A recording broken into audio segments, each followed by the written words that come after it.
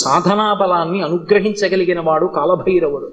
కాలస్వరూపంతో ఉంటాడు. అందుకే కాలకాలమంబుజక్షమక్షశూలమక్షరం కాశికాపురాధినాథ కాలభైరవం భజేత్. అందుకే కాలభైరవష్టానికి ఫలశ్రుతి చెప్తూ కాలభైరవాష్టకం పఠంతి ఏ మనోహరం జ్ఞానముక్తి సాధనం విచిత్ర పుణ్యవర్ధనం శోకమోహ దైన్యలోభ కోపతాపనాశనం తే ప్రయాంతి కాలభైరవంగ్రి సన్నిధిం ధ్రువం అంటారు.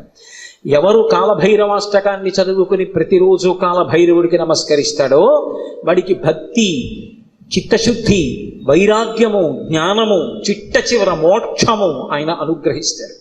శరీరం విడిచిపెట్టిన తరువాత భైరవయాతన పొందకుండా మోక్షమును అనుగ్రహించగలడు అంటే ఆయన ఎంతటి శక్తివంతుడో మీరు ఆలోచించవచ్చు. కాశికా పట్టణానికి అంతటికీ కూడా అధిపతి అయి ఉంటాడు.